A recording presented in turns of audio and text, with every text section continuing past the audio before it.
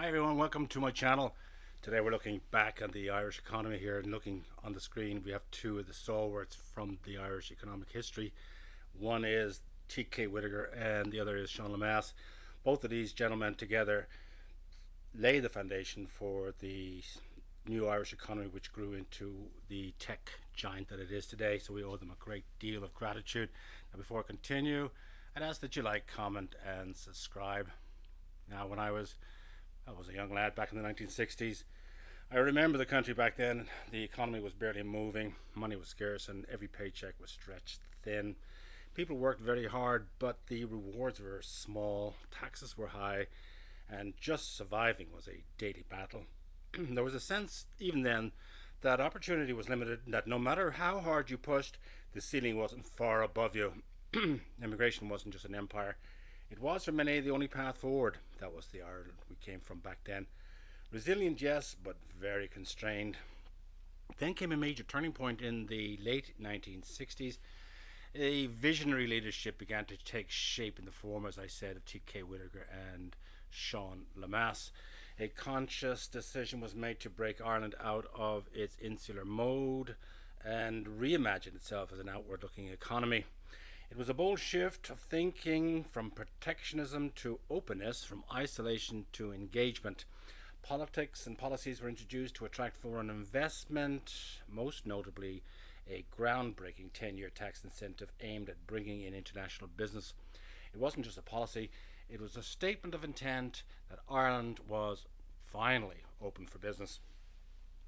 That transformation began to take root in places like the Shannon Free Zone, a pioneering experiment that would prove far more significant than many could have imagined at the time.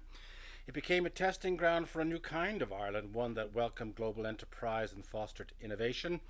Early industrial activity there included aviation related ventures, hinting at what was possible and what was likely to come. Now, looking back, it's clear that these initiatives laid the foundations for something much bigger for our country. Still, progress wasn't linear. The years that followed brought challenges, including economic stagnation and fiscal strain. But by the 1980s, another crucial shift occurred.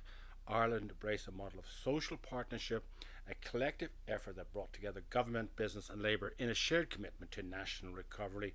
Also in the 1980s, we've seen the arrival of Apple and Intel, and both of these major corporations, which they are today, helped shape the nation we have here in Ireland. Now, it was more than, back then, it was more than just an economic cooperation and coordination in the form of social partnership in the 80s and the early 90s. It was a social cohesion in action. Everyone had a stake, and more importantly, everyone had a voice. That alignment created stability and trust, the kind of environment where long-term growth could take hold. Now, around the same time, quietly and without much fanfare, major multinational companies began establishing a presence in Ireland. These weren't just investments, they were signals. Signals that Ireland was becoming a credible, competitive destination on the global stage. What began as tentative steps would soon accelerate into something more transformative. By the mid 1990s, the results were undeniable. Ireland had evolved into what many began to call Ireland Inc., a dynamic, globally integrated economy driven by productivity, innovation, and foreign direct investment. Growth surged, employment expanded, confidence returned. The country that once struggled to keep pace with its people was now attracting talent and capital from around the world.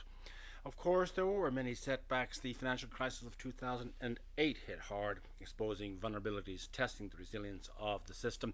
But once again, Ireland adapted. Painful adjustments were made, but recovery followed. By the mid 2010s, Ireland had re-emerged as a symbol of modern economic success, a hub for technology, finance, and global enterprise. And yet today, we find ourselves at another crossroads. Ireland now stands on the brink of a once in a generation economic crisis, one triggered by the sudden and severe disruption in fuel supplies in the Middle East. This is not a marginal issue, it strikes at the core of economic activity. Energy is the lifeblood of any modern economy, and without it, everything slows, production falters, transport grinds down, costs surge, and confidence erodes. Estimates suggest that a contraction of 10 to 15% in economic output would be possible in the most severe scenario. So that figure could even climb higher. These are not abstract numbers, they represent jobs, livelihoods, and the stability of an entire system. Decades of progress could be put at risk in a relatively short span of time. What makes this moment, that is today where we're at now in 2026 here in April, makes this the moment particularly complex is the geopolitical dimension. Ireland does not operate in isolation. Excuse me. It sits at the intersection of powerful external influences, Europe in the form of the European Union, of course the United Kingdom, our neighbours next door, and our shared history, and in the United States, with its major investments here in our nation, each with its own interests, priorities, and leverage. These relationships have been central to Ireland's success, but they have also introduced dependencies. In times of stability, that interconnectedness is a strength. In times of crisis, it can become a vulnerability. The immediate priority is clear. Securing a stable and sustainable fuel supply is an imperative. Without that, no broader recovery strategy can take hold. But beyond the immediate, there is a deeper challenge, and that is how to coordinate a response that is both national in unity and international in cooperation. History offers a guide here. In previous moments of crisis, whether economic or financial, stability was restored through a combination of domestic cohesion and external support. That same principle must apply now. Ireland would need to rediscover the spirit of the past, where partnerships proved so effective. Government, industry, workers, and wider society must come together once again, not in conflict but in collaboration. Every stakeholder, regardless of size or influence, must feel included in the process. Solutions imposed from above rarely endure. Solutions built collectively have a far greater chance of success.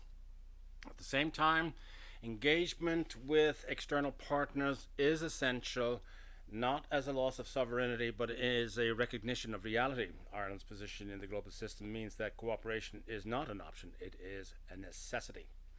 This is without question a grave moment in our shared history on our island.